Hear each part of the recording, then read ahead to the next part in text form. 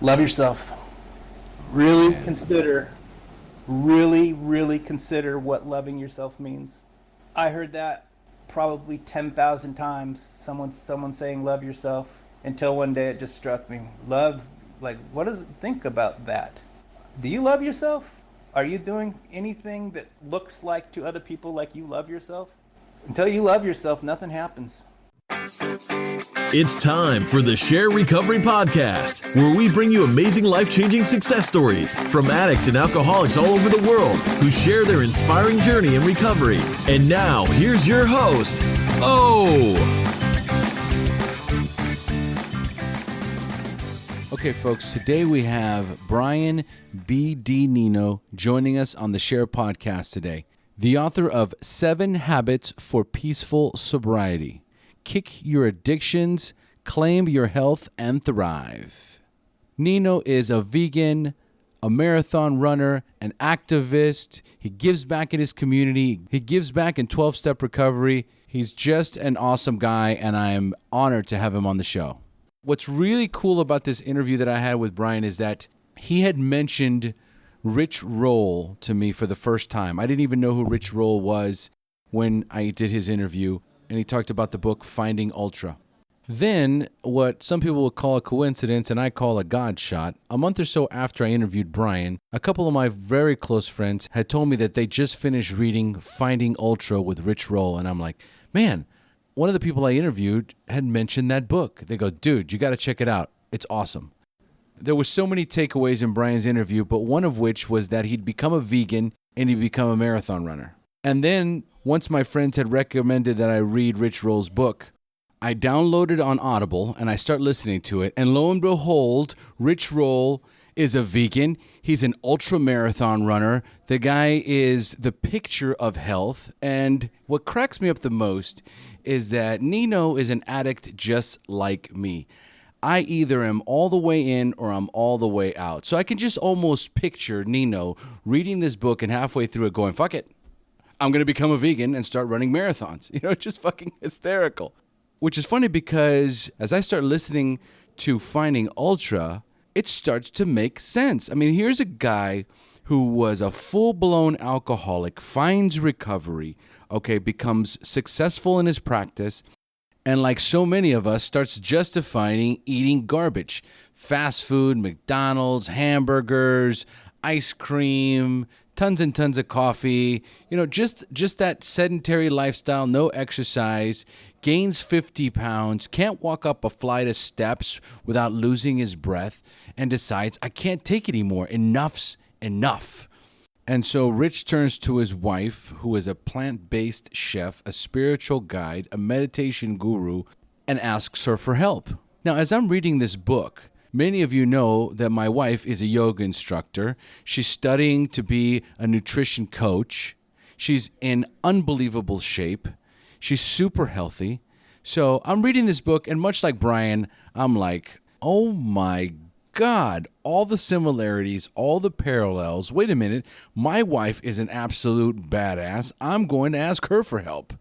So I sit down with my wife, and I said, honey, I'm ready. I've been reading this book called Finding Ultra, and that interview with Brian is all I need. Okay, the writing's on the wall. This is it. I've got to change my lifestyle.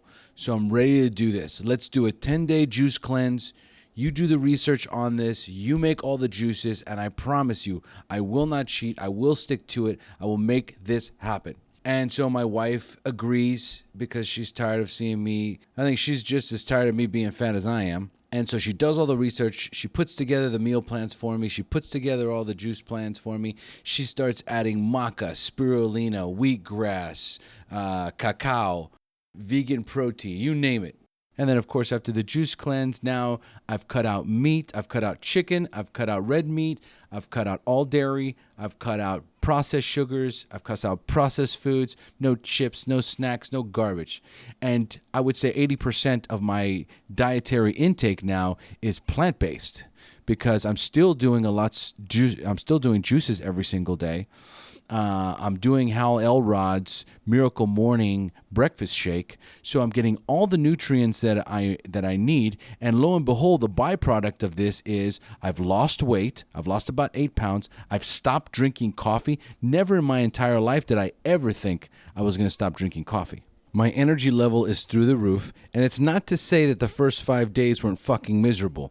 It was so hard the first 5 days to not eat whole food and to just drink juice every single day. Yes, it was very hard. I wasn't drinking coffee, and so I was totally like dazed and confused for like 5 days. And I had told myself that if I absolutely need to drink at least a cup of coffee, I'll have a cup of coffee. Well, I remember there was this one day where I'd gone an entire day without thinking about coffee, without getting tired, just blowing through my day. And by the time I got home, I realized, oh my God, I went through an entire day without eating meat, without eating carbs, without eating sugar, without drinking my usual 10 cups of coffee, and I feel fantastic. And I was sold. So the reason why I've gone into such great detail about what's been going on in my life over the last month is because I owe a lot of this to Brian. It was after that interview that I really started to think about my life and making some serious changes. When I heard his story, it was so impactful and it was so powerful.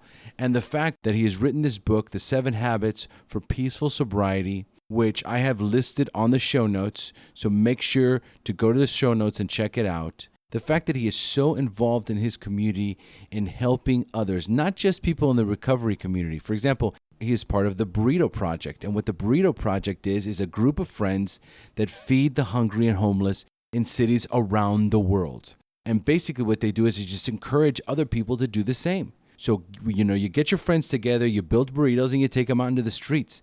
There's no political parties or religions involved in any of this. This is purely a humanitarian effort to help others. So once you've heard this interview, I invite you to go to the Share Podcast, go to Brian's show notes. On there, you will see his website, Plant-Based Nation. You will find the Burrito Project. You will see his book, The 7 Habits for Peaceful Sobriety, listed on there. All the information you need to learn or contact Brian is right on the show notes. So without further ado, and a quick message from our sponsor, we're going to jump into Brian's story. Sober Nation is the largest online recovery community and treatment resource center. They provide treatment resources to those struggling with addiction, as well as to the family members who are caught in the crossfire. On top of that, Sober Nation is a huge community of good people who share their experience with each other. They have informative content, recovery and addiction news, as well as an entire clothing line which helps expand the culture of recovery. They can easily be found at www.sobernation.com. Sober Nation is putting recovery on the map. Now back to the show. Hey Brian, thanks for joining us. Thanks for having me, Omar. I'm excited to have you, buddy. How you feeling? I'm feeling good. A little nervous on interviews, but that's okay. Don't worry. God will guide you through this. Absolutely. Okay, Brian, so tell us about how your life is today. Take us into your normal daily routine, including recovery, and tell us a little bit about your book, The 7 Habits for Peaceful Sobriety. Okay. My daily routine is exactly that. It's a daily practice to, maintain sobriety and peaceful sobriety at that. I've had periods in my life where I white knuckled it and it was real hard, and I finally found myself at a place where I have peaceful, lasting sobriety, but it is definitely a daily practice. And, I start each day with some reading and meditation, and I'm an avid runner, so I take off on runs about 4 or 5 times a week, and I like to hit the gym and do a little bit of strength training and yoga, and I kind of keep my body in shape and make sure that I have proper nutrition, which has been a foundation for my sobriety. We can get into that in a little bit here. I'll tell you all about it. That's actually what I wrote about the 7 Habits of Highly Sober People. It's the 7 habits that I started practicing as a daily practice in my life that turned my life around, basically saved my life, because I was well on my way to dying from alcoholism.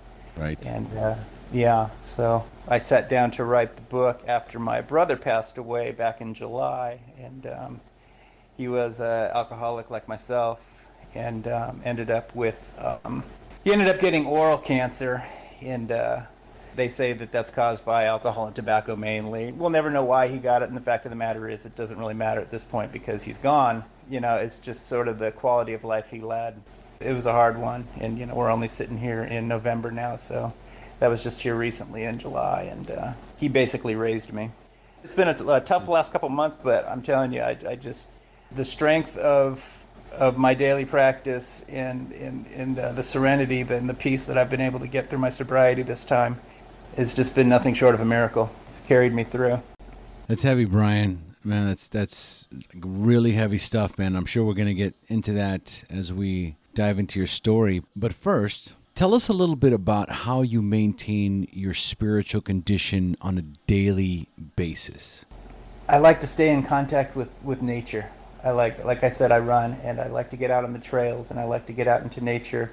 And my higher power is nature, and my health, my wellness, just being in touch with what I put in my body and being out in nature. I mean, it's sort of, I tend to sound like like I'm an old hippie when I get into this stuff, but I am from Earth, and when I'm out there with Earth, it just feels wonderful. And along the way of me finding recovery, I converted to a 100% plant-based vegan, and all I eat is plant foods, and I've cut out all the chemicals and alcohol, meat, wheat, sugar, dairy, everything. And I just eat from Earth, and I'm out in nature running, and that is my higher power. Well, to a certain degree, it is all about clean living, and how much more clean could you live your life when all you do is put plant-based nutrients into your body. So that is a beautiful way to connect with your higher power and with nature, which it seems is one and the same to you. So, but let's start jumping into your story a little bit. Tell us about the first time you drank or used drugs, and more importantly, how did they make you feel? I'm half Mexican and I'm half Czech, and What? half Czechoslovakian. Oh, no kidding. Yeah, my mom's Czech and my dad's Mexican. Wow. And so my dad's side is your typical Mexican family with 200 cousins and uncles and aunts, and everybody gets together and plays poker on the weekends, and the party starts on Friday and it ends on Monday, kind of thing. So I was raised around quite a bit of drinking, and I'd always try to sneak a drink out of the beers of my dad or my grandpa, and they thought it was funny. I remember I'd get a rise out of it. They'd laugh, and look at Mijo, he wants a beer, and they'd laugh, and so I'd do it again, and like kids, they take a joke a little too far, and then you get in trouble. But I remember I liked it because it got me attention. And I don't think I drank enough to get a head change or anything, but I drank because I liked that it got me approval. Kind of it got me a laugh, and everybody was kind of like what you end up doing later in life. You're drinking because people expect it out of you, kind of thing. That was my first experience with drinking, and then I can remember when I was about 12, my dad, he lives down in San Diego, and we'd take the train from Los Angeles down to San Diego to see him on the weekends, and I'd sneak beers out of the house and bring them with me on the train. And At 12. Yeah, because I'd ride by myself, and I thought I'd sit in the smoking cart with my brother, and we'd drink beer and smoke cigarettes, riding the train, and we thought we were so cool. Of course. Yeah. If we, can you imagine if you walked as an adult, walked by two children drinking beer, smoking cigarettes? You'd just be like, what? And no one stopped us. That was the crazy part. Oh, buddy, I was doing, while you were talking about it, I was trying to picture this 12-year-old kid holding a beer and smoking a cigarette. Yeah. This was this was like, fucking priceless. Yeah, I know, man. I love it. All right, man. Listen, Brian, you're all warmed up, buddy. So here's what's going to happen. I'm going to turn this show over to you. It's time for you to share your story, the battle against drugs and alcohol, the wreckage it caused in your life, when you hit rock bottom, and finally your journey into recovery up until today. So, Brian, take it away. Okay. I said I was born in Los Angeles, and my mom and dad got married real young. My mom was 17 when she had my brother, and my dad was 19. And then I came along a couple years later. But, my dad left by the time I was 3, so I don't remember him being there. But it affected my brother because he was old enough to remember, and he was heartbroken. I really don't think that he ever got over it. I mean, it kind of bothered him all through life. But like I say, I didn't remember. But again, that might be one of those things that maybe did hurt me, but I just sort of repressed it. And, no one wants to be around a downer, so I just keep my head up and act like everything's okay. But I was raised around my uncles and aunts and everybody, grandparents and my dad and stepmother. Everybody drank. That's what you do when you get together. It's about drinking and not having a couple, but having a lot. Looking back, once you get a little sobriety, looking back, it's like you say to yourself, how did I think that was normal? But, when you're a kid, whatever your parents are doing, it don't matter how crazy it is. If they're doing it, you think it's normal. And not only that, you look up to it. So I looked up to it. And I remember thinking when I was a kid, I can't wait till I'm big like them so I can be part of that. That looks fun, they send us off to bed. They get to stay up all night, drink, and laugh, smoke, and play poker and shoot pool and who knows what else. So they were my heroes. My heroes were alcoholics. Yeah, dude. I can relate, man. I can relate. Yeah. And, and good people. Not there, nobody was, everybody was nice drunks. Everybody was happy and laughing and having a good time. At least they were around me. I don't know how they were, in their private lives. I'll get more on that later, I suppose, as I go through this story. But right.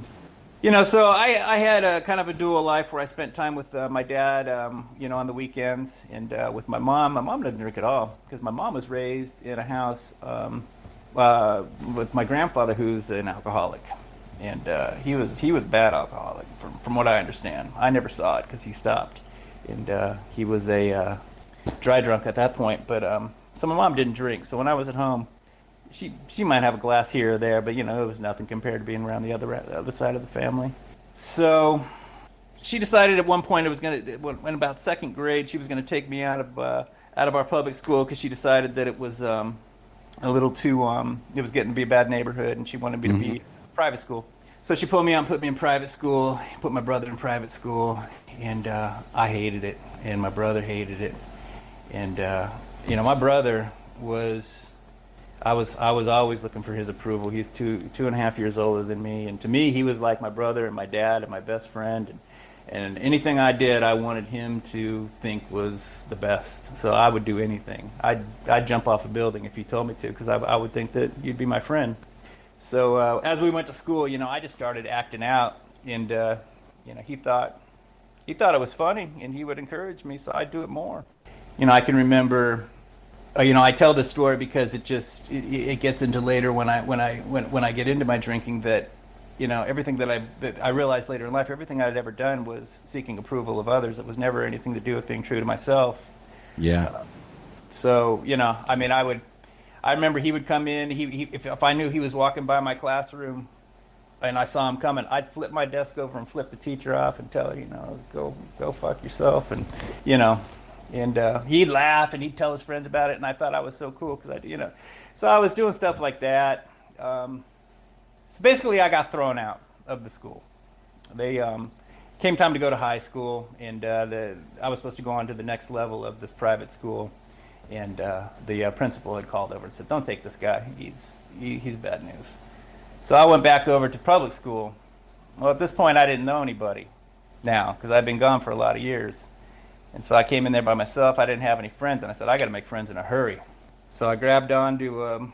I couldn't believe it when I got there. I mean, it was in 1984 in Los Angeles. You could smoke cigarettes in the hallway. I mean, they didn't stop you. So I get there. I come from private school, and all of a sudden I'm at the school where people are smoking cigarettes and wearing mini skirts, and it's an open campus, and people take off and they go smoke pot and come back to school, and I'm going, oh my God, this is.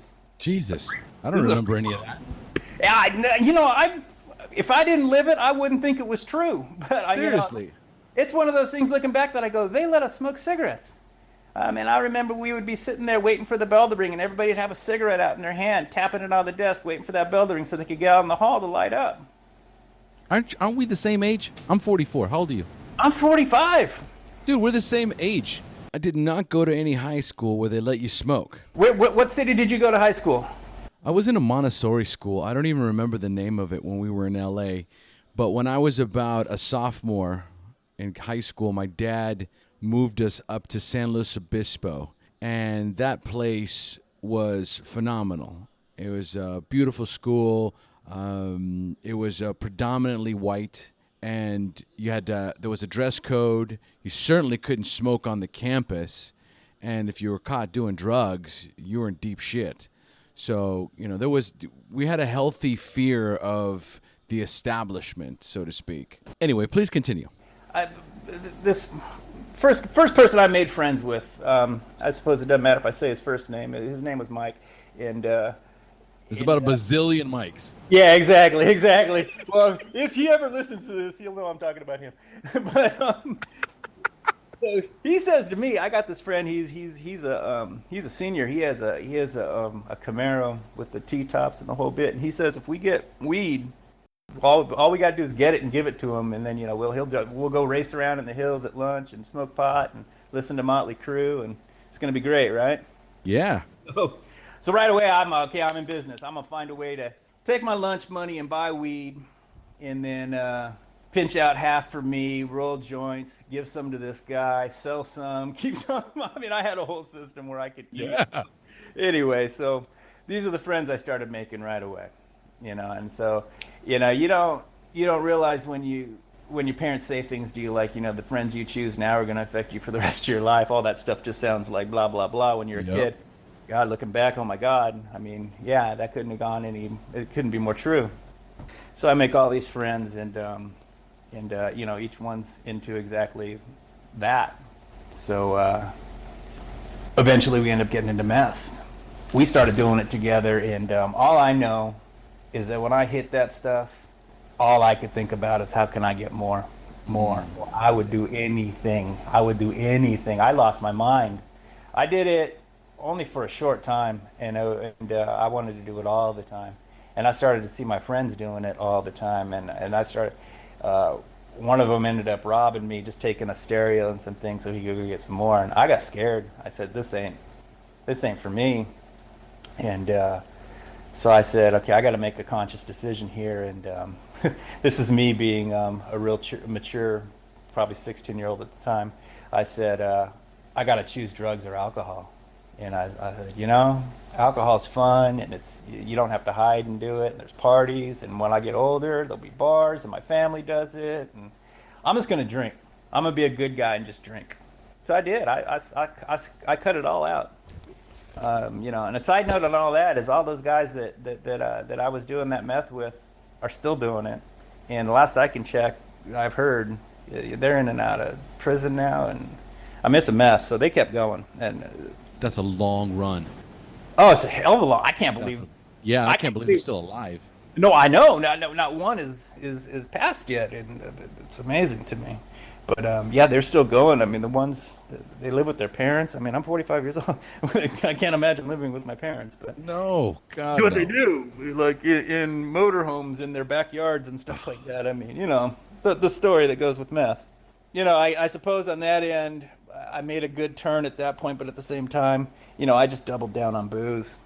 I thought, well, if I don't do all that, all I do is drink. And I didn't even know what I used to say. Only in America could they make up something called alcoholism. Look at these European countries in Mexico. Everybody drinks for breakfast, lunch, and dinner, and they don't have any problems. I said, this is bullshit. This alcoholism. There's no such thing. No, and I really thought I'd say, and nobody ever died from alcohol. I really thought that. So I was like, I'm doing it. Obviously didn't do any due diligence. No, I formed my opinion by studying nothing. I just said, yeah, obviously I'm right? I'm 16. So, all through high school, just, drinking and chasing girls, and I mean, I suppose it's innocent to a point, but I'm driving cars, and I got a guardian angel looking at me because I should have been dead 100 times over already. Amen, brother. Yeah, so we get out of high school, and I get out of there by the skin of my teeth. I mean, I just barely put it together to graduate, and not because I couldn't understand the classes. I just refused to show up. I hated it. I was bored. I wasn't challenged. I didn't want to be there. I thought I was better than all of it, and so I stuck it through somehow, and I got out. So from there, I kind of flip-flopped around and was trying to figure out what I wanted to do with my life. At one point, I moved to Florida for an entire summer. Orlando, Florida. I thought I'd learn how to become a professional water skier. I like it. I like it. Yeah, so I was living with my mom. I was out of high school and I was living at home, and my mom took off down on a vacation somewhere, and I left her a note. Said, "I moved to Florida. I'll call you when I have a phone number. I'm gonna be a professional water skier." So she got home and I was gone. So that didn't work out. I didn't like it there. I was trying How to. long did it last before you figured it out? One summer, I was living with my stepmother, my step aunt and uncle, and I was trying to do what I do, which is drink way too much and be a maniac, and they weren't really like that, so it's kind of hard for me to hide, and so I just decided I hate Florida. I need to go back to California. So I come back to California, and I decide, well, when I go back to California, I'll move down to San Diego, spend some time with my dad. Maybe I'll find myself down there, right? So I go down there, and I wasn't doing anything there. I was just waiting tables and trying to figure out what to do with my life.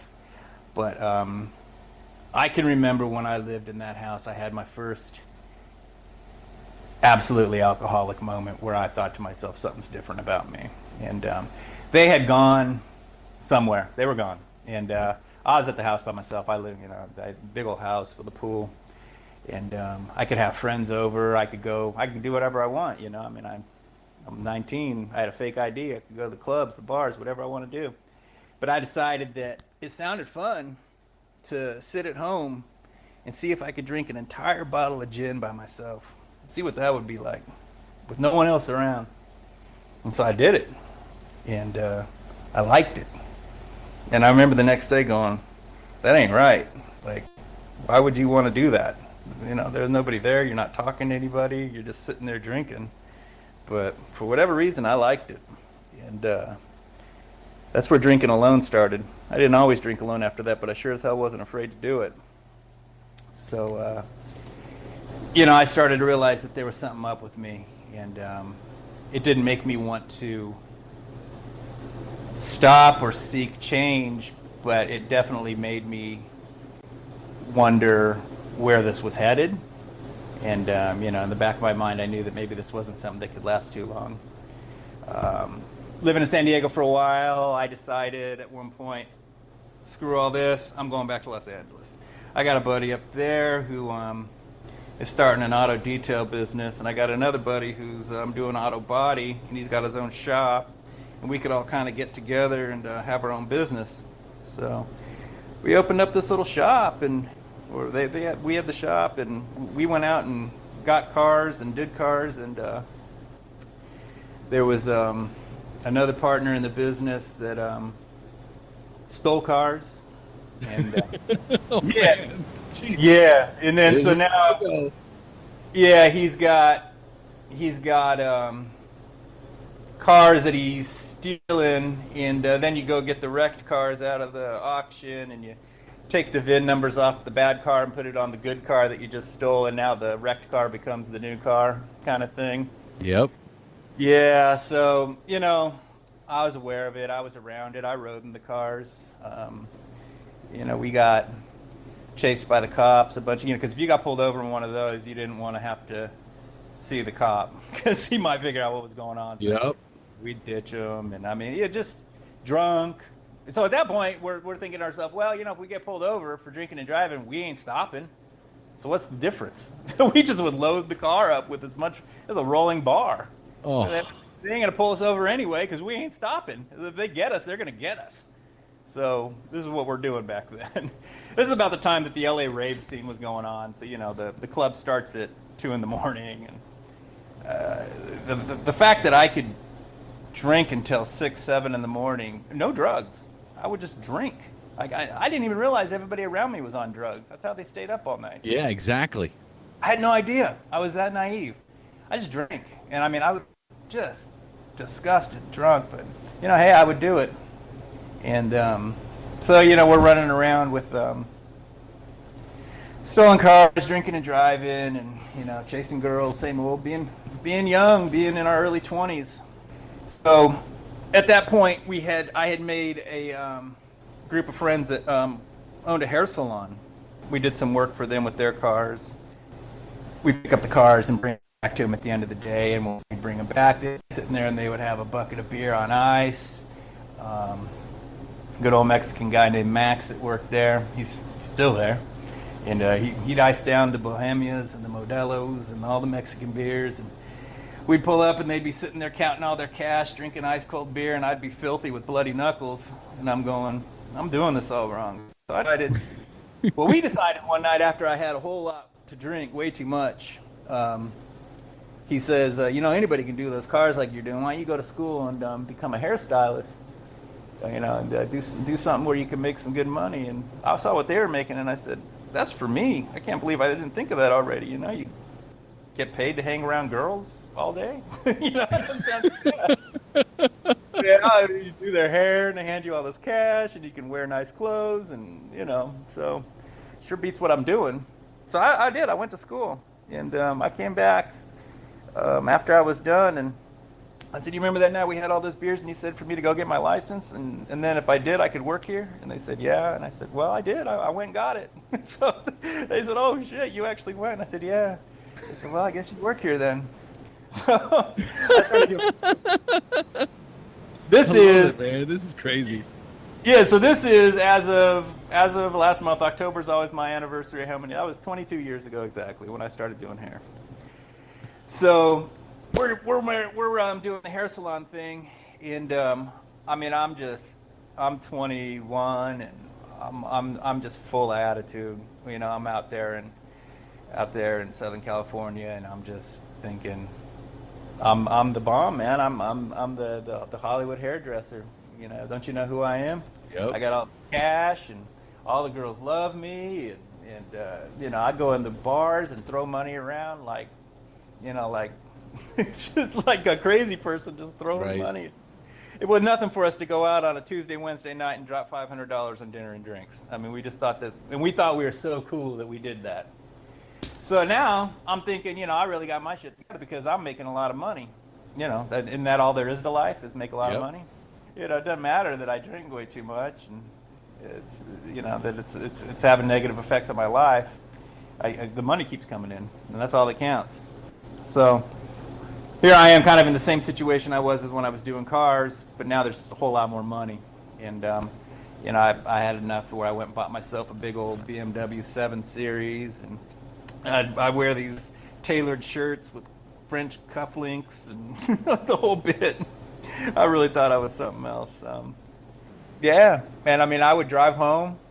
I would drive home, and I just thought of this story today, and I was some kind of laughing and kind of sad about it at the same time. I'm probably the only person I ever know that got cut off at Taco Bell.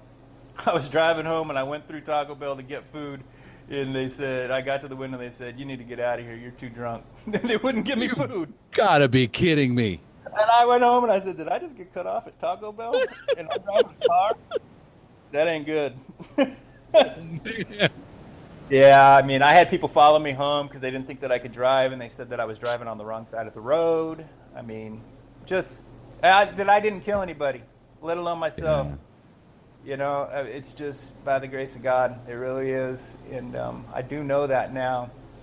That lets me know at this point in my life that there's obviously was more of a plan for me than that, because otherwise, you know, I should have just put it into a phone pole years back and been done.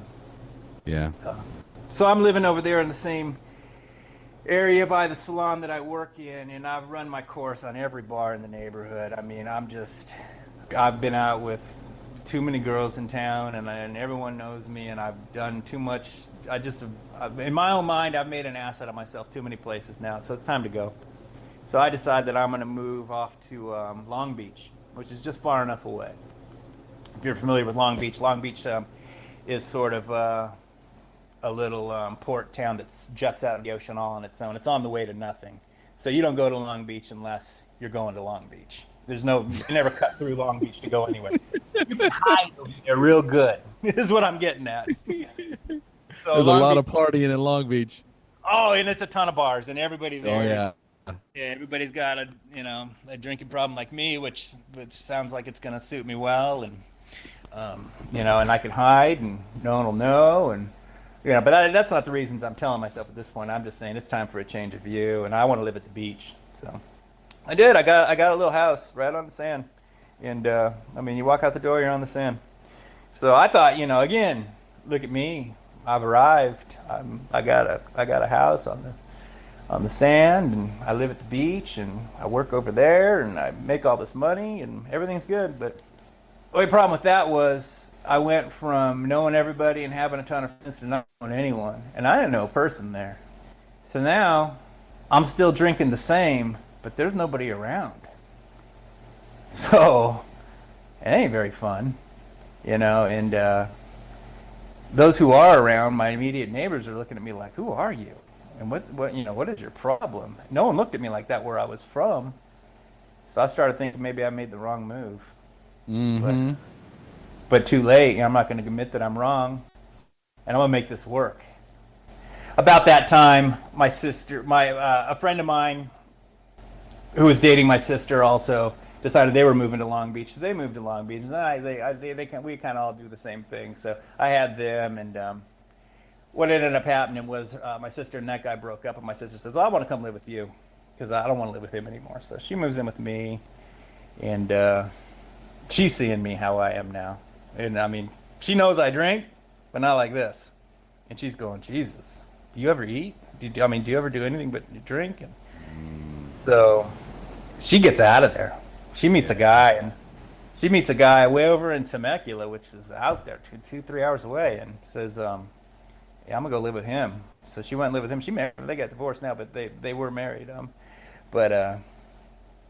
So I'm out there by myself again, and I meet a girl. We move in together. She drinks just as much, if not more, than me. It's just volatile.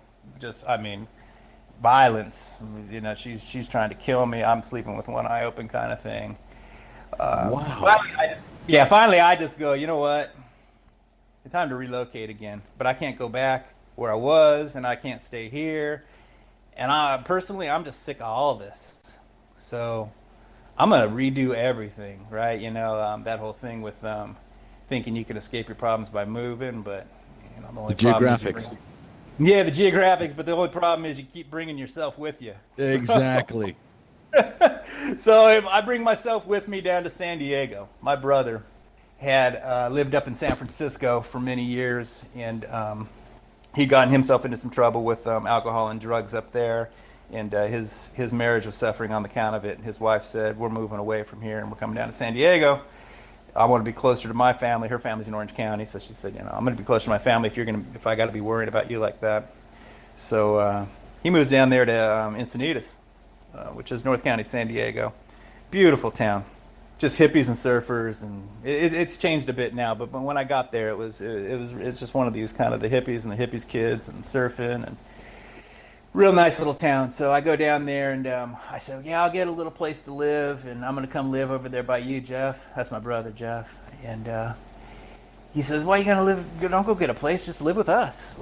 Save. You're not going to have any money anyway because you don't have any customers, and just come live with us and build your business, and you'll be fine. I could use the company anyway because I don't want to be, I don't even want to be here in San Diego, and it'll be nice to have you around. So I said, okay. I've gone from having my own beach house and, amenities and thinking I'm living like a king, and now I'm living in a bedroom out of a suitcase. Yeah. And I don't know anybody, and I'm living with somebody who's supporting me now, and I don't have any money. And this is the telltale signs that this whole thing's blowing up. It ain't working. But my brother at this point, drank just as much, if not more, than I did. So I had that going. Yeah. And he was making a lot of money because he's in the mortgage industry. At that time, was just all you had to do was show up, and I mean, just tons of money at that time. Tons of money. Tons of money. The like he would say, the money truck delivers daily around here. Yep.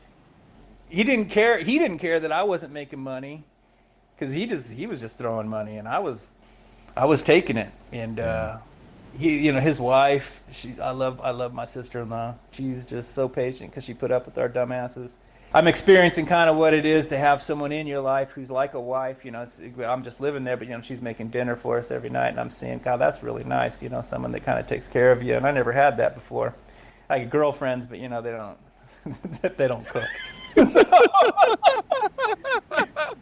they don't do much.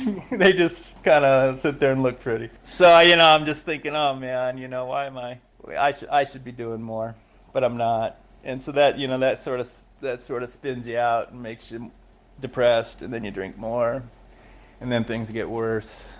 And about a year into living with my brother, I had noticed that my right testicle was getting larger, and then the next week it had gotten even larger, and then the next week it was like freak show large.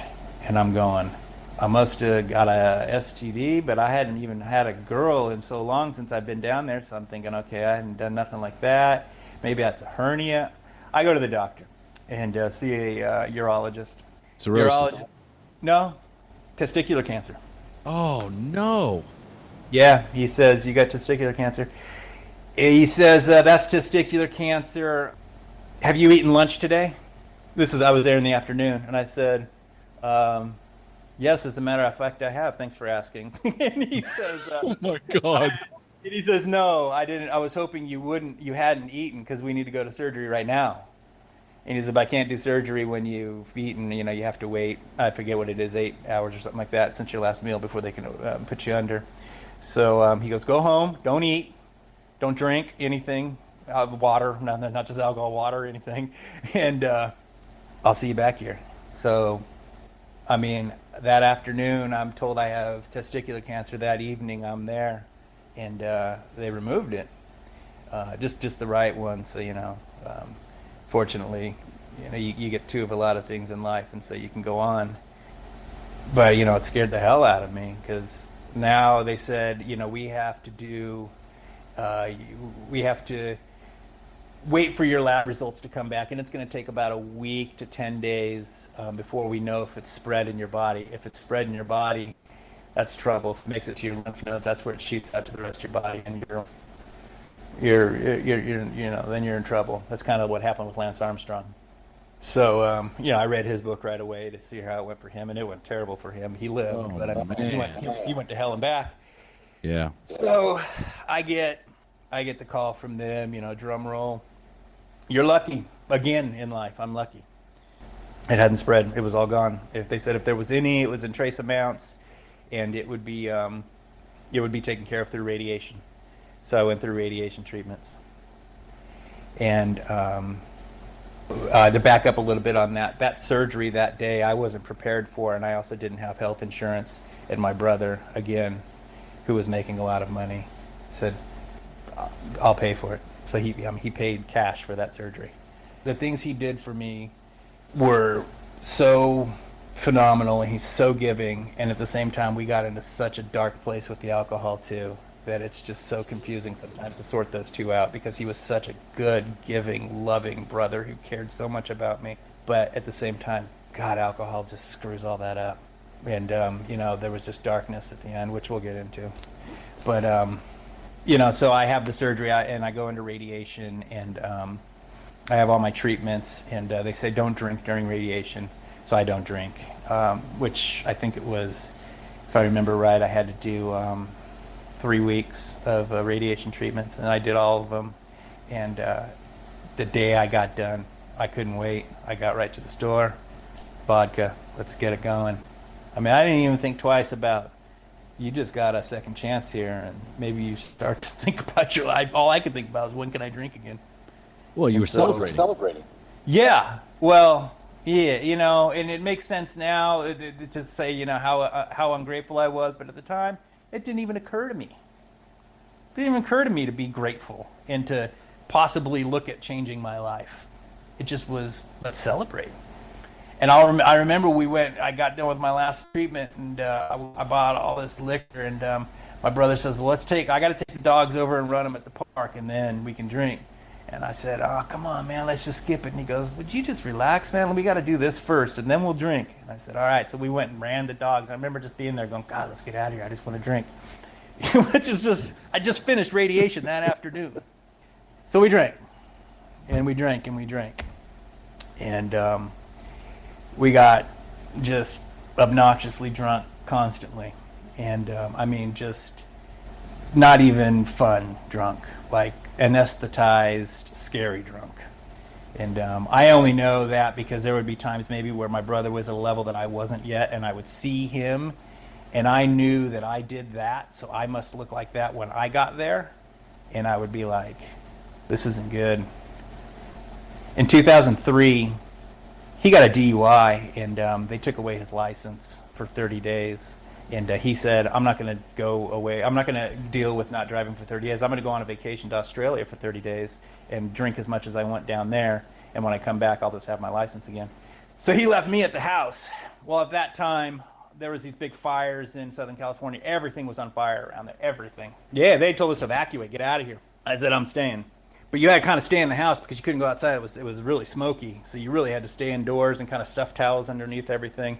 I just went to the store and stocked up. I sat there by myself during the 2003 fires and just drank and drank and drank.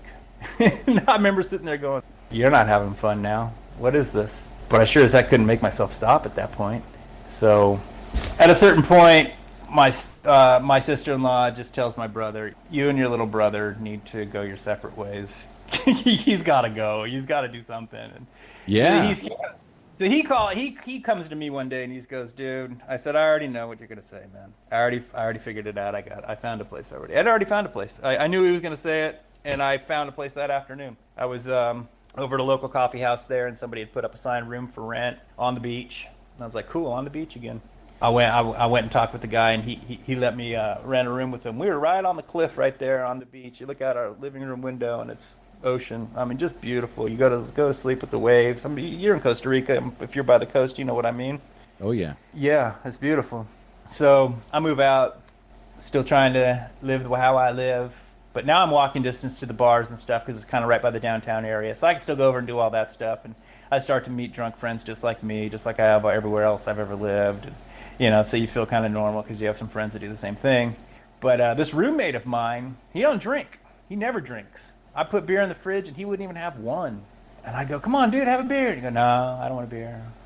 And I said, come on, man, have a beer with me. No, I don't want to have a beer. And finally one day he says to me, I don't drink. I'm like, I had a drinking problem, so I stopped. I'm sober. I said, what the hell's that? He would tell me he was in school taking these engineering courses. He'd tell me that he was going off to study, and he would go study, but a lot of the times, as I come to find out later, he was going to meetings. Yeah. And he saw me. He knew exactly what I was doing. He's from San Luis Obispo, as a matter of fact. He graduated from Los Osos High. Oh, that's wild, dude. Yeah, so he has his own story, but things got too bad for him, and we're living there together only for a short time, and he's got this girlfriend, and they're getting real serious, and they're more than likely to get married, so they take off to go get a place together. He says, the place is yours, man. You buy out my part of the deposit, and if you can handle the whole rent, you don't need to get a roommate. This place is yours. And I actually was making enough at that point that I could afford it. It was real cheap considering the area at the time. I mean, that place is blown up, and I could never afford it now, but at the time, I could do it. And so I was working a block and a half over on Coast Highway, and I lived right there on the beach, and I had my own place again. So I'm thinking, oh, man, I'm back up on my feet. I'm doing good. Living alone. No one can see me. Close the curtains. I'm going to have a drink. So I did. And I drank, and I drank, and I drank. Then I lived alone, and I hardly ever really went out anymore. I didn't really want people to see me now. I kind of felt bad about myself, but at the same time, I still wanted to drink. So I sat there and I drank. Started to screw up my work again, and I wasn't making money. And the economy actually started to kind of go bad at the point too. So, between me and the economy, it had gotten bad, and so I got a roommate. This new roommate also sober and into yoga and into super into nutrition, eating a plant-based diet and meditation and all these things that being from the east side of Los Angeles, I was just like, this guy is the biggest tool in the world. I was just like, I hated this guy. And he was the nicest guy. There was nothing wrong, but I hated him. And in hindsight, I hated him because he had everything I wanted. And that's what I hated, but I couldn't figure out what I hated so much about him. But I just did, and he was at peace, and he was mellow, and he was happy, and he was healthy. He was vibrant, healthy. I mean, God, the guy glows. His eyes look like they were plugged into light sockets. I mean, they just glow. And I look green and big dark circles under my eyes. Oh, man. And I'm looking at him just going, I hate that guy. Screw him, And he went to USC, so I'd go, he's one of them USC kids, and his parents give him everything. And I found reasons to hate him. We lived together for a couple years, and he just watches me drink and drink and drink. And about 2006, he had gone out of town somewhere, and it was one of those situations where I was going to be me again, just by myself. And I thought, I'm going to go hard. And I went hard. It was to a point where I was starting to kind of feel like something was really wrong with me health-wise. And I think it was just kind of my body was shutting down, because all I had been doing was drinking for many days in a row. I hadn't eaten anything. I was sitting there, I was scared. I mean, who do you call when you're scared but your mommy, right? Yep. So I called my mom. I said, Mom, I think I need some help. And I remember before I made that call, I sat there staring at the phone, and I go, if you make this freaking phone call, that's it, man. You're out at that point. Everyone's going to know you're an alcoholic because they don't know already, stupid. But in your mind, you're going, God, everyone's going to know. And then that's it. You've put yourself out. Once you close that door, that's it. That's why you see so many alcoholics leave it cracked a little bit, Like, oh, I only drink on the weekends kind of thing. I mean, anything just so they can still do it. But once I close that door, I know I've closed it. And so she came and got me next day, rehab. I did 28 days. Place called A Better Tomorrow out in Temecula, California. I got out of there and came home to my roommate, my really healthy roommate. And he's looking at me, he goes, where you been? And I said, I was just getting my head together. And he goes, well, that's good, man. I'm proud of you. And I said, he knew what I was doing, but we didn't talk about it. He lived there with me. I was sober. I was eating my body weight in ice cream every day at this point, putting on a ton of weight. It just, I was hitting the gym real hard, lifting weights and eating ice cream and steaks, and I was just getting gigantic. I started to look like a WWF guy. Oh my God. Yeah, if there's one thing I learned about it is I am wired a certain way, and if I'm going to do something, I do it. And so I got to find balance, but it's got to be the right things. And I was doing that all wrong at the time, but at least it really was better than drinking. He ends up moving out, and I live alone again. So now it's up to me to just do it with no one looking, right? Because I can get away with it. There's nobody around. I can go, shit, the store's right there. I can go get it whenever I want. I schedule my own work. I don't even have to schedule myself to work if I don't want to. And there's nothing making me do anything. I don't have kids. I don't have a wife. I don't have anybody to answer to except myself. I stayed sober for a while. And I'll be honest with you, I really don't know how long. I can't remember. It wasn't long, though. It was long enough to make me very angry and very irritated with every last bit of everything. I remember I would scream at the helicopters that flew over the house because they were too loud. I'm yelling at helicopters. I'll picture it. Yeah, because along the coastline they use it as a flight line, so they come by all day long, and I'm screaming at them. I mean, I've lost my mind. I'm not happily sober. All I'm doing is not drinking.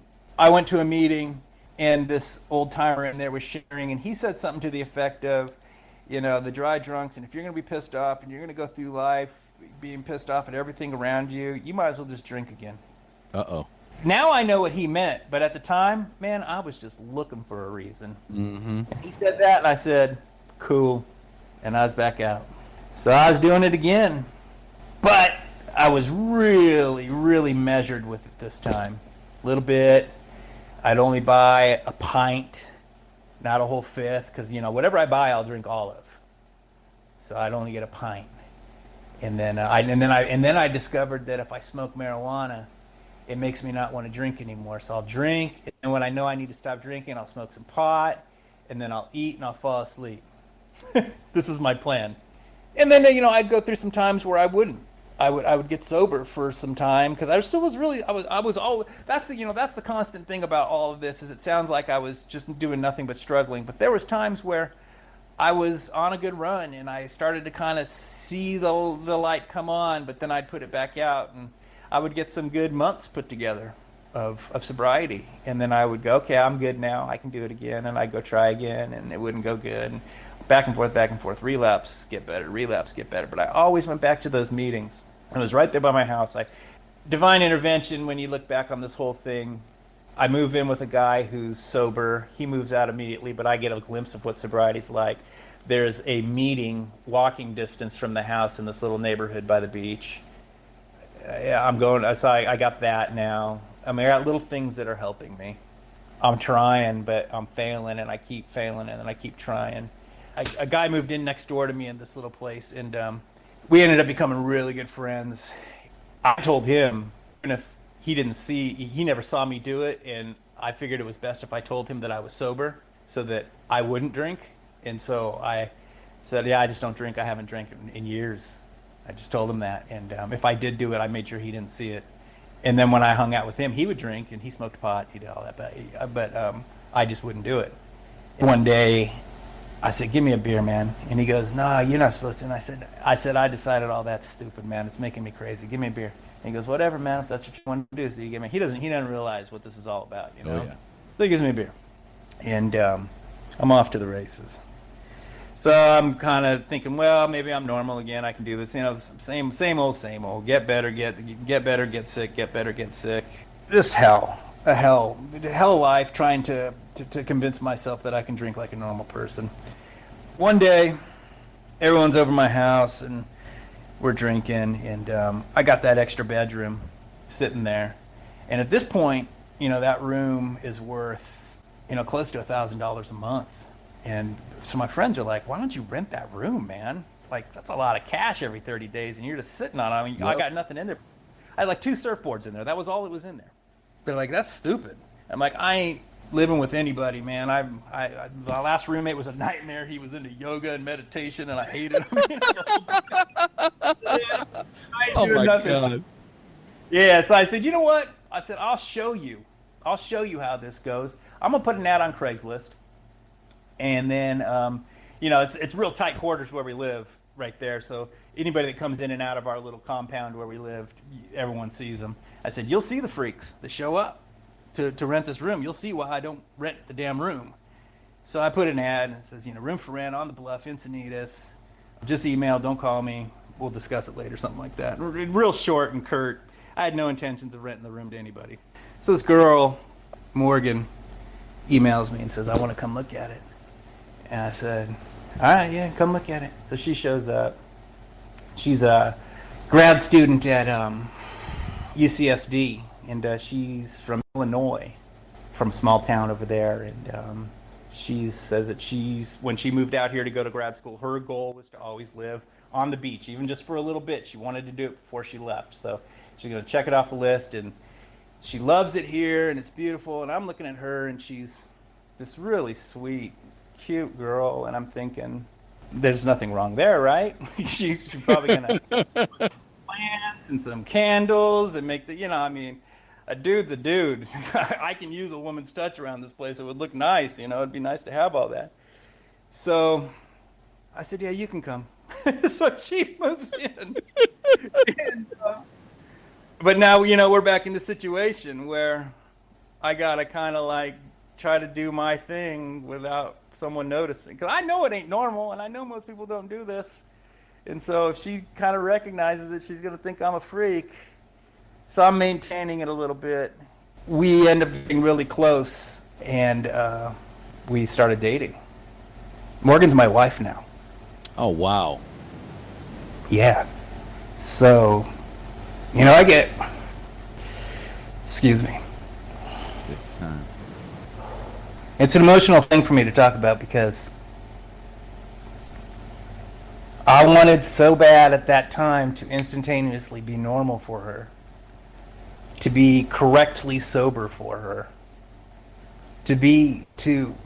I used to say before I met her, I got so much love in my heart and I got nowhere to give it.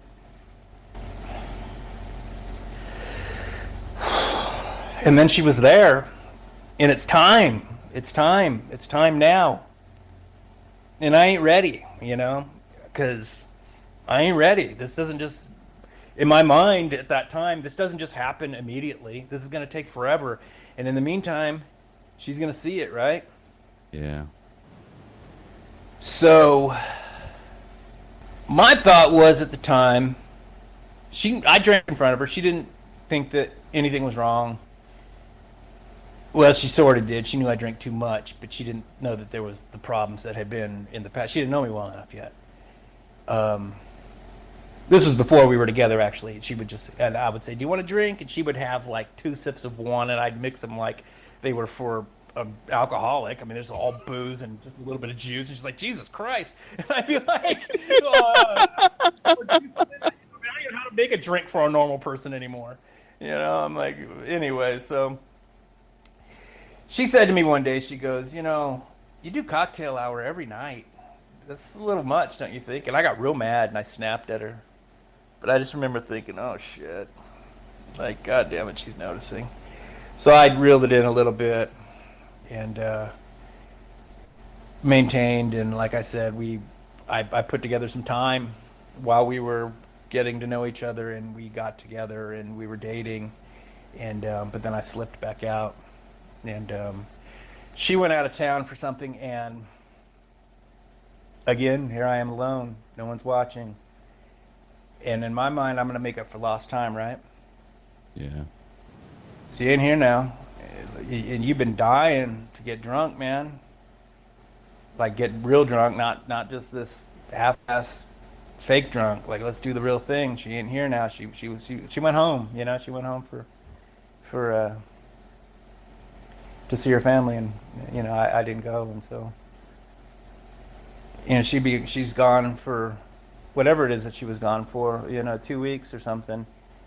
And I mean, I lost every one of those days, man. Like, I couldn't tell you. This happened a bunch of times. Every time she'd go out of town, I'd go hard, and then I'd screw up, and then she'd come home and I'd be a wreck. And then I'd have to go to the hospital because my detox would be that hard, because you can't just remove the alcohol once you've been doing that. It was just ridiculous, and I just kept doing it. It was almost like I was trying to make her just go away, but I knew I wasn't. She stuck with me, though. And when I would be getting better, I would tell her, "I'm going to be better, I'm going to be better." I would say those things that everybody says. Yeah, we all say it. And I'd said to family or other people who had cared about me in the past, and they'd say, "Yeah, you know what, F you. Yeah, right, okay, sure, show me, just, why don't you just show me?" But she would say, "I believe you. I believe in you. I know you're going to." Something about that, someone who was saying to me, "I genuinely believe in you," not just people say things just to say things to make you feel better. She meant it. "I believe in you. Do it. I believe in you." And I'm like, Jesus Christ, this person believes in me. No one believes in me. No one believes me that I can do this. Nobody. My whole family can't do it, and they should. So why would they believe that I could do it? None of us ever have. And so I just made a commitment that I was going to do it. And I bottomed out a bunch of times while I was with her. I'll be honest, I can't even count towards the end, how many times I ended up back in the emergency room because I was, you get you get the seizures, and then they give you what were those pills called? I'm glad I don't remember the names of them. I don't even remember. They're benzos. They keep you from having seizures. Benzodiazepine. Yeah, Librium. That was the name of the actual pill. Okay. And yeah, so I'd go get some Librium, and then I'd get better. Then I'd do it again. She can't even talk about it to this point. It gets her too upset. She goes, I don't know how I did it, and I never will do that again. You can trust me on that. But she did somehow, and there was one time at the last time before January 11th, 2012, the last time that I got drunk and got sick and got pills, that I was at home. No, the last time I didn't go to the hospital, I actually had to go through the detox. I'm laying there and I'm shaking and sweating, and I can't hold down food, and a little bit. I can't sleep for days on end, and she's laying there with me. She's not necessarily stroking my hair and telling me she loves me, but she's there next to me and going through it with me, not leaving. And I just told her I had found a sponsor at that point, and I had been working with him, and we had gone through the steps together, and I really felt that night. It's one of those moments that there's really no way to convey it with words. I was done, and I told her, I said, there's no way that I even expect you to believe what I'm saying to you, and you don't have to. You can just believe me once it's happened, but I'm telling you, this was it. She's like, I believe you. Okay. And I'm like, no, you don't. And she's like, okay. She's like, you don't have to convince me. So, and that was it. I mean, I haven't drank since. I stayed in the program in Encinitas until she finished grad school, and from there she had a fellowship she had to do out in St. Louis, Missouri, and she came to me and said, "We're going to St. Louis." She didn't say we're going. She said, I'm done with fellowship. I'm done with grad school pretty soon, and then the next step is I have to go to St. Louis, Missouri for this thing for 2 years at WashU. What are we gonna do? And I'm going, St. Louis. I got that California attitude at this point. There's no, it's the center of the universe. There's nowhere else in the world to live except for variety. Everywhere else sucks, and we're in California. What is that? You talk about a paradigm that you get sucked into. So at the time, though, I'm going, why are you doing this to me? But then I start to think about it. And I'm going, that's it. You're sober, and you'll move, and no one will know you like that. And this time you're bringing yourself with you, and you're good. And you have a whole new chance to just do anything you want. Anything's open to you at this point. I don't have to drive down the streets and see the ghosts of past anymore. Yeah. Not that I couldn't handle that if I would have stayed there, but boy, that sure would be nice if I didn't have to. And it would just be different and new, and yeah, let's go. So I'm thinking to myself, well, I'm not gonna just go to St. Louis, Missouri with some girlfriend. I'm gonna ask her to marry me. So I did. I asked her to marry me, and I bought the ring on a Wednesday, and I knew I wouldn't be able to keep it a secret because she knows when I'm lying or when I'm holding something in. So I asked her that night. You take the bus down to La Jolla from where we live, just about 15 miles down the coast, and she would just take the bus because it was easier. I'd go meet her at the bus stop a lot of times, and we'd just walk with each other home or whatever. And I met her up there one day, and I said, "Come up the hill with me. I got to return this library book." And I had this book that my sponsor gave me, actually. It was, I wish I could remember the name of it. It's one of those ones about the promises. And I was going to ask her before we got up to the library, because there's this little viewpoint of all the ocean up there. But she was on the phone, and I couldn't get her to get off the phone. And so we got to the book drop, and I had to put my book in the book drop. I lost my book. Oh, man. Yeah. So anyway, we get her, and I ask her to marry me, and She couldn't. She couldn't believe it. She said yes. Well, first she said, "Are you fucking kidding?" And then she said yes. I love it. Yeah, well, I mean, she wasn't expecting it. I definitely surprised her. So we pack up and we move. We go out to St. Louis, and the great thing about the rest of the story is that I never drank again, and I never will. I know we can be saved one day at a time, and we're doing good today, and there's always the chance. But as of right now, and the frame of mind I'm in, then no, never. And that's how I feel today, and that's what counts. But we went to St. Louis, and we got married out in St. Louis, Missouri. We invited about 300 people, and about half of that showed up. It was mainly family and just close friends, because it was a destination wedding with a destination of St. Louis. And so, Yeah. It's still a destination. Yeah, it was definitely, and it was a lot to ask. Anybody that came, I was just so shocked that they did, and I was so grateful, because it was a lot to do for me to come see me get married and to see us get married, and so we did that. We were living in St. Louis, and the first year anniversary, we went up to the Upper Peninsula of Michigan during the fall to go see the fall colors change and to just go hike and be out in nature. That, like I say, my higher power is as it turns out, is just being in nature and being around beauty. While we're up there, my brother had told me that he was getting he had a lump in his tongue, and he was going to go see the doctor, and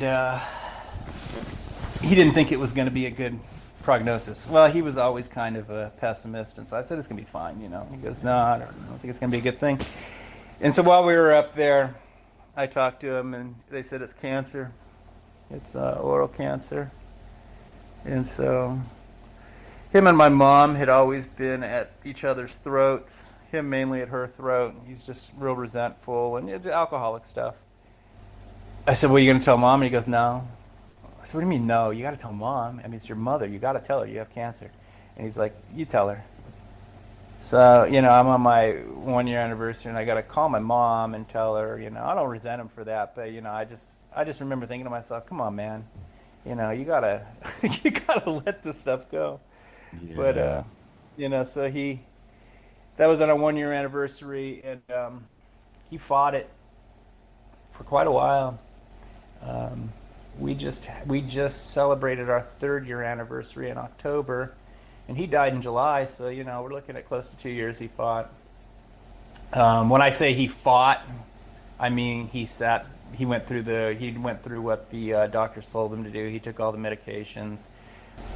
They removed a good portion of his tongue, and then they removed more of it, and then they removed parts of his throat, and then they removed his voice box.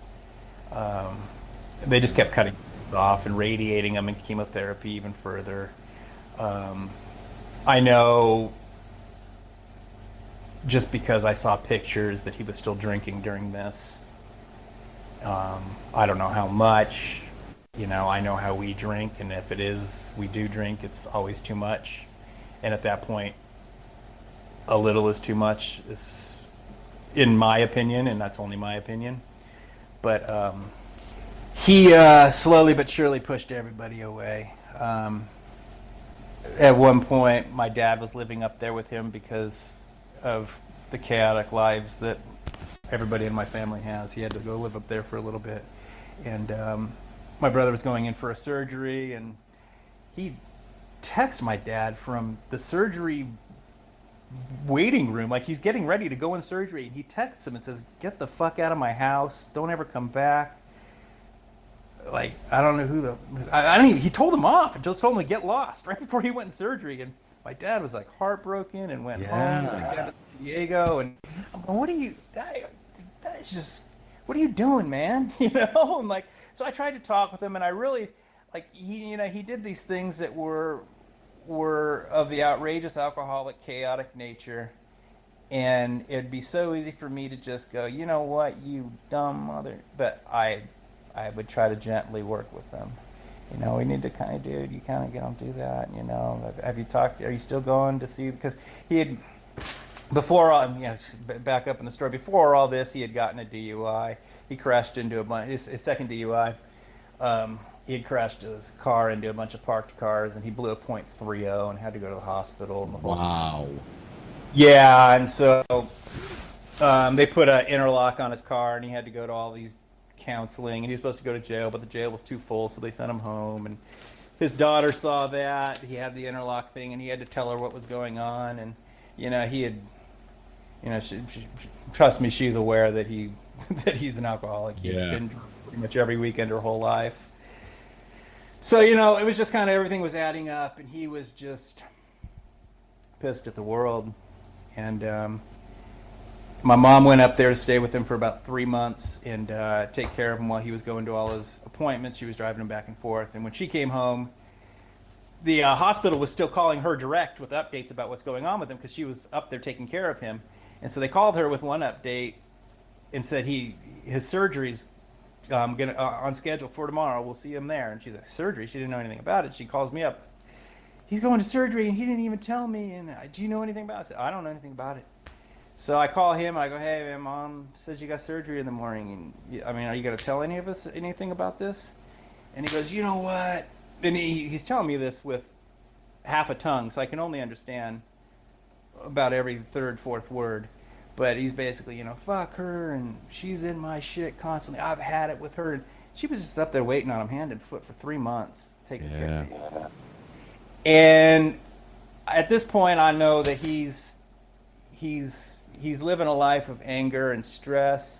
He's still drinking alcohol, and he's not eating food. He's only having these nutrition shakes they give him, which have no nutrition. I mean, he's not doing well. Realistically, in my mind, I'm thinking that he's probably not going to make it, and I just want him to find some peace before all of this, before he goes. This time's running out, and can we let this go before you go? And I threw the Hail Mary, and I said, look, you dumbass, you got people that love you and care about you and are trying to take care of you, and they're just concerned, man, and you treat people like shit. I said, you've been handed all these things by life, these warnings, these signs that you need to get your shit straight, and you're obtuse. You just keep going. You get a DUI, you get another DUI, you get cancer, you get more cancer. He's had all these things that have happened in front of his family that have embarrassed the hell out of him. He said, how much do you need? When's bottom for you? Well, this is either going to wake him up or it's going to make him tell me, get. And I had a feeling it would be that he'd tell me to get lost. But what if it worked, kind of thing. Right. And this is it anyway, right? He's not going to. I'm realistic. I know he's not going to make it. Maybe this will work. I've tried everything else. Well, he just tells me, you're obviously better than the rest of us, and I don't have all these problems that you seem to think I have, and why don't you go help the world somewhere else? Go save the world somewhere else. I don't need you. I got other things to deal with right now. So, Man. And that was about 8 months before he died. We never spoke again. We never spoke. He couldn't really speak anyway, but we never messaged. We never emailed. I tried texting him and emailing him a handful of times, and nothing. He wouldn't get back to me. He just didn't want to talk to me. And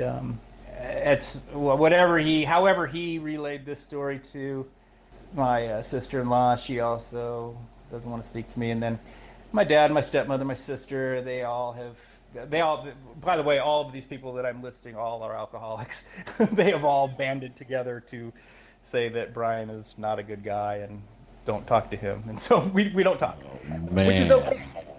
I was real taken apart about it at first and very offended and hurt. And then one day I just kind of had this moment of clarity, and it was like, what are you wishing for? To witness them be alcoholics? You've tried everything. Each and every one of them I have talked to in person and written an email to and said, I love you. I worry about you. I know where you are because I have the same thing. We have the same thing. We are alcoholics. I realize that you think I drink heavier and you don't have a problem because you're not as bad as I was. But I said, please don't use me as the yardstick by which you measure alcoholism.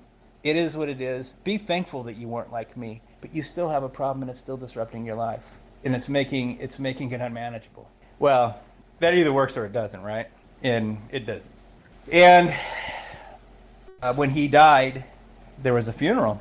And I knew that it would be my dad and my stepmother, the Mexican side of the family, basically, the Nino side, would be there. And it would be an absolute drunk fest.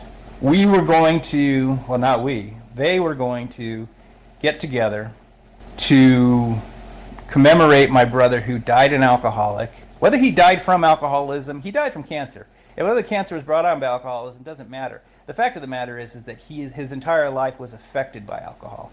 It was disaffected by alcohol. It was affected poorly by alcohol.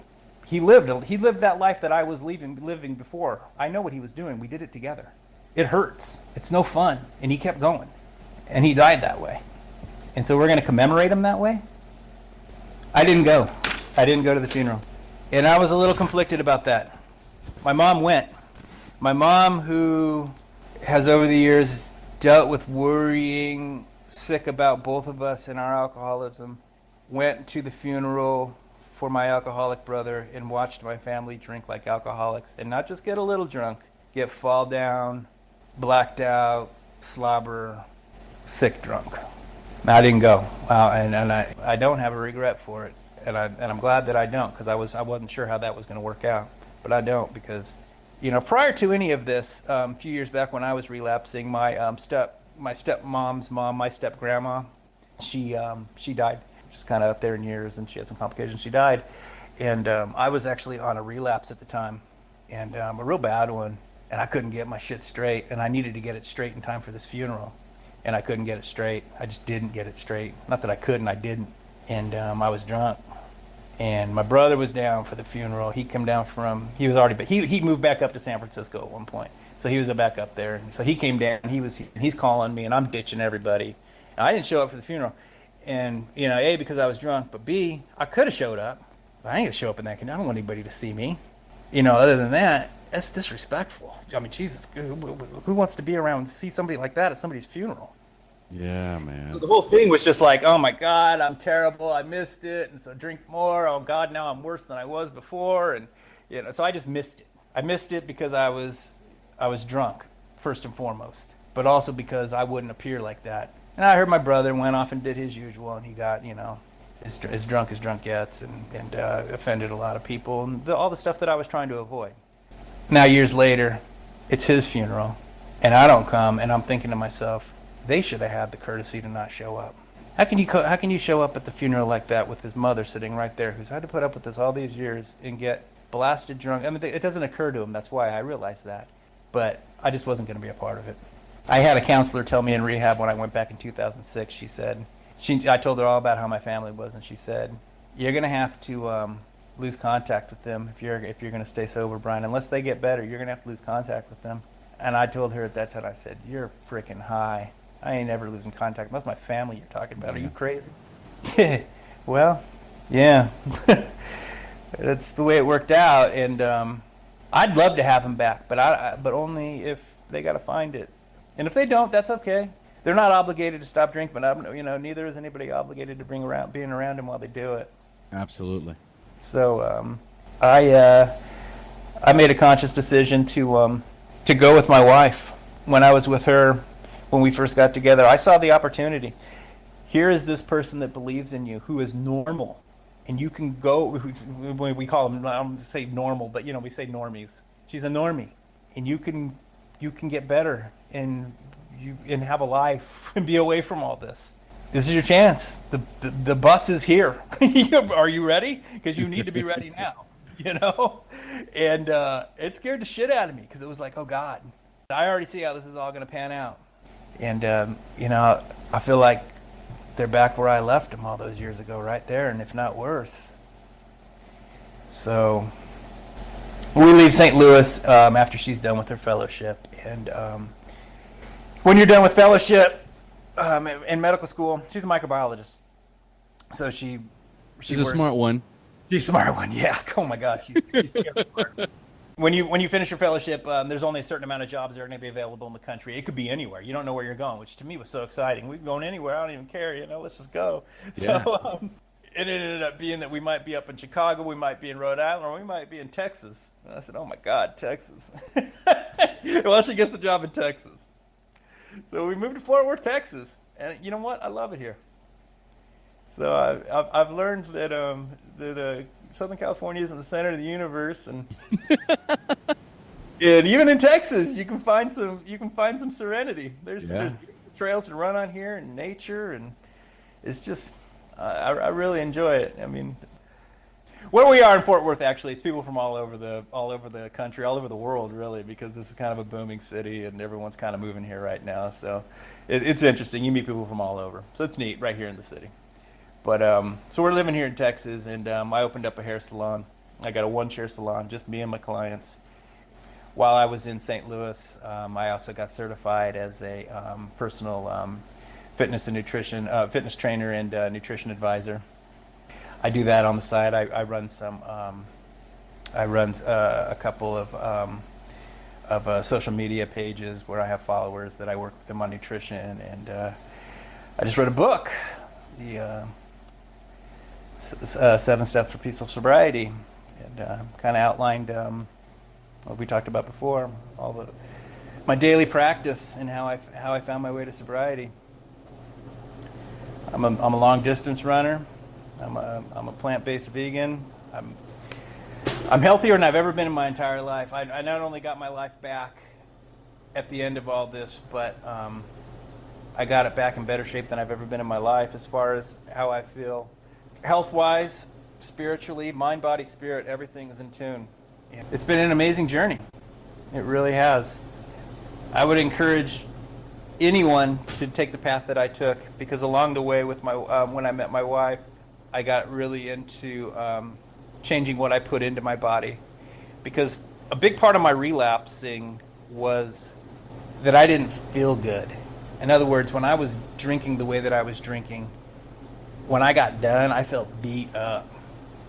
And then I thought, well, I'm not drinking anymore, so I can have cheeseburgers and ice cream, and I can have whatever I want to eat. I'm not drinking, right? That's the point. Well, then you feel worse, and I'm getting older, and I start to get overweight, and I feel terrible, and I don't feel good about myself, and I can't go up a flight of stairs without running out of breath. So I start juicing vegetables. I bought a juicer. I start juicing vegetables, and it makes me feel amazing. And then I'm thinking, what else could I do?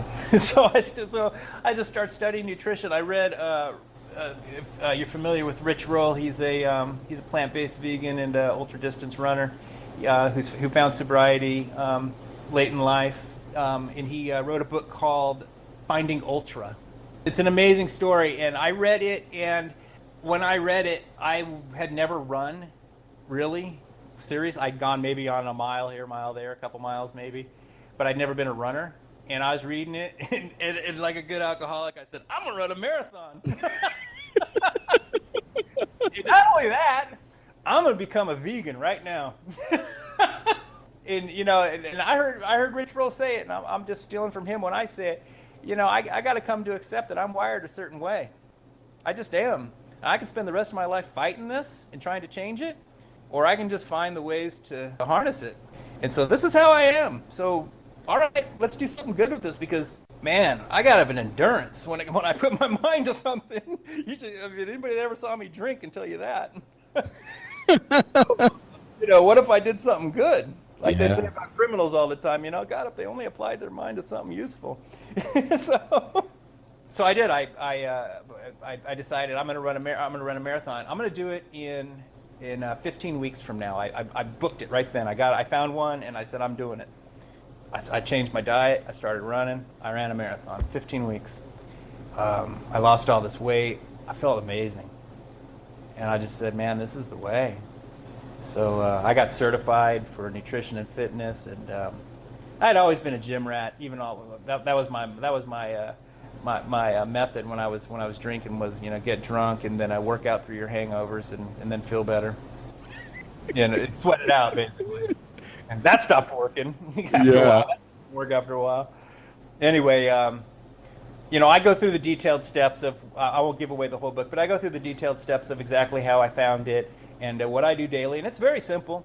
And it's just a matter of, considering what you put in your body. And when I didn't feel bad anymore, I didn't want to drink, because the thing with me was when I felt bad, my mind, I felt bad about myself, and then you're kind of depressed. You don't feel good about anything. You just feel old and sluggish and just tired. And well, I know a real quick way to put that out. I mean, just watch me. And so I would drink. Yeah. Of course, it works for that one, maybe the second drink, and after that, you're back in the nightmare. So I said, how can I get to where I just feel, and this is my only concept of Zen back then. How can I get a 3-beer buzz all day long every day without drinking? That's what I would think to myself.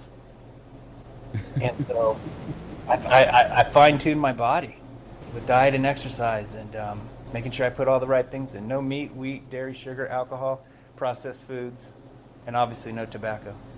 And those are the things I removed, and I eat all plant foods, and everything's from Earth. All the food's from Earth. I'm from Earth. Getting back into sounding like an old hippie, but it really is true. If you just kind of get yourself back to your roots, you can breathe deep again, and you feel well. And then you think, why would I ever drink again? It just doesn't even occur to me to drink. The funny thing is, Omar, we're on this interview. My wife's out of town. She's on business right now. This is when I would do my best work before. This is when I wouldn't even be able to put 2 sentences together to speak to you before. This just occurred to me right now while we're talking. Like, oh yeah, she's gone. It doesn't even cross my mind anymore. I mean, it's just a miracle. For someone like me, that is a miracle. I'm looking at a wine rack right now. My wife has a glass here and there. I don't know why she buys this wine. She never opens it. She likes it. It's from different places she's been, and it reminds her of stuff. She likes the wine rack because it's an old, antique, and the glasses look pretty. So she likes it. Yeah. I'm telling you, I'm thinking about this right now for the first time talking to you. It's just there. I don't even think about it. It's amazing. It's a miracle. It is absolutely a miracle, and I am fully aware that not all of us get it. Get the miracle, get the gift. That's why I call it the gift. It's given to us, and we can take it and abuse it and lose it, or we can be grateful for it every single day and remember how it was. And that's what I do. I'll never forget. And as much as my brother may have initially hurt me on the way out, he taught me more about what it means to be present and to not carry resentment and to just love than anybody possibly. He sacrificed his life for that, as far as I'm concerned. So I get it. I got it. And man, I'm just looking for any way I can give it back to someone. You're doing it, brother. That's the thing that kills me right now. It's the same feeling, like I said, I used to say before I met my wife. I got so much love in my heart, and I just got no one to give it to. I got so much hope and sobriety and love to put out there for anybody that I'll help out. Man, I just want to help. I want to just help somebody find this gift if I can. That's all. I mean, that means more to me than anything. I don't care about money anymore. I really don't. All I care about is just giving back and living simple and being happy and having my peace and serenity, and hopefully being able to give it back to others. It's been amazing. I don't know me now. Like that dude that I'm telling you about in that little story. I can think about that guy. Who is that dude? We share the same name. That's about it. I guess you're Nino now. Yeah, I'm Nino now. Every once in a while, an old story comes up. Like a friend will say something back from on Facebook back from the day, and I'll go, "Oh God, I forgot all about that, man." They didn't forget.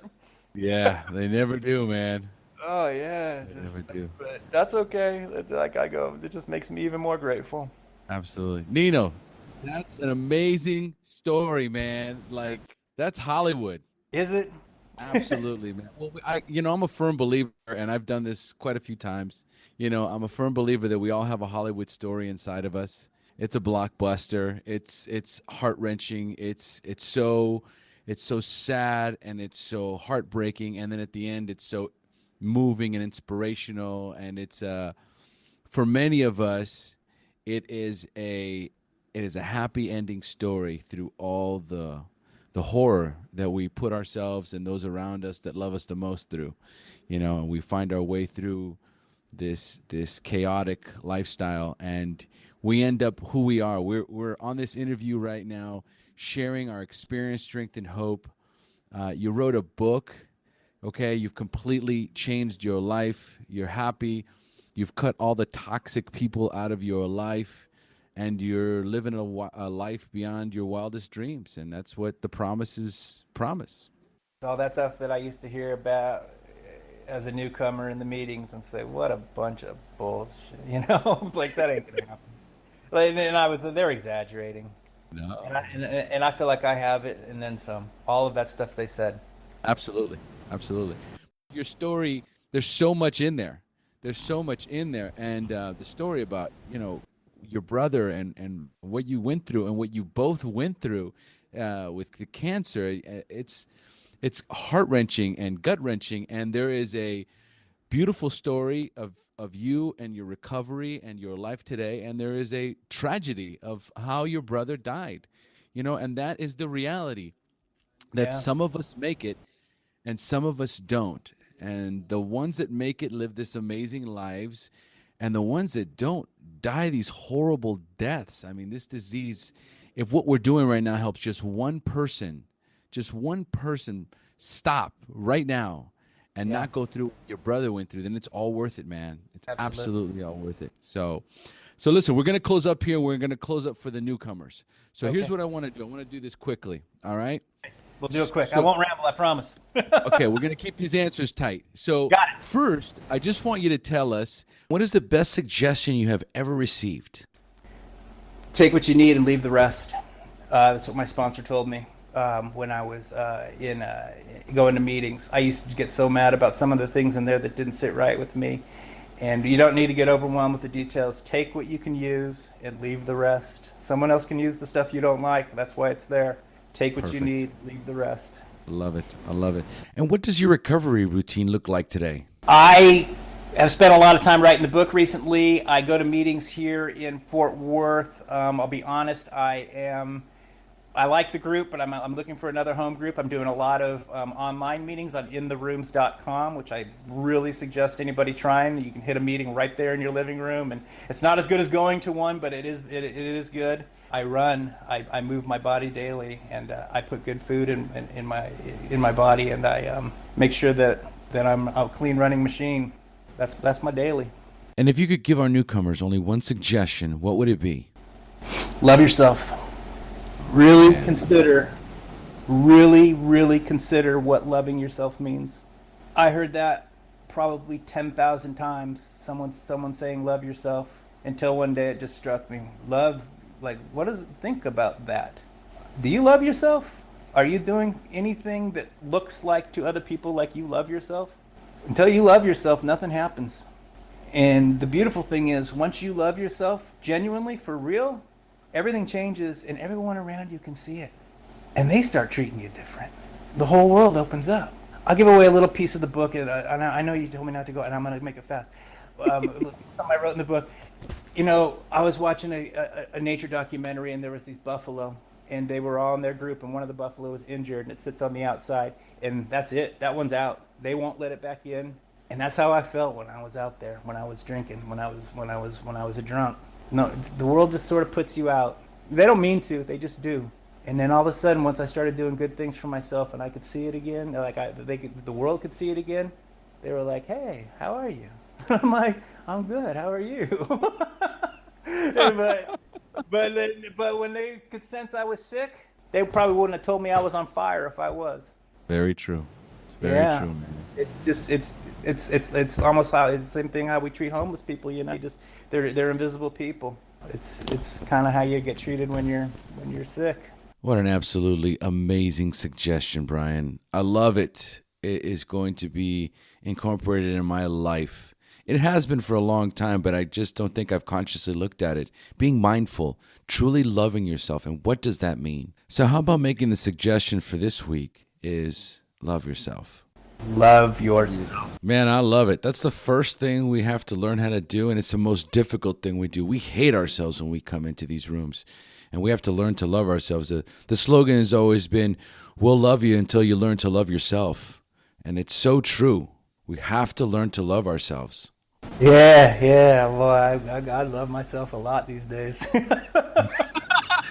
do, man. It's like some days I go, man, this is borderline conceit. I need to like reel this in a little bit, and just keep it on the real level. I hear you, brother. I hear you, man. Well, folks, we have now reached the end of our show. Thanks for joining us. And as we say here in Costa Rica, pura vida. Pura vida, Omar. Thank you. Thank you for joining us on the Share Recovery Podcast. To check out the show notes page on this interview or to thank our guests for sharing their story, go to www.thesharepodcast.com. While you're on the website, don't forget to sign up for our free newsletter to stay up to date on the latest news, podcasts, and interviews. Want to be one of our guests and share your story? Then go to our website and click on the Share Your Story button. We share our inspiring recovery stories every Tuesday, so subscribe to our show on iTunes or Stitcher Radio to get your free weekly download. We'll see you then. The opinions shared on this show reflect those of the individual speaker and not of any 12-Step Fellowship as a whole. And though we discuss 12-Step recovery and the impact it had in our lives, we do not promote or endorse any 12-Step Anonymous program.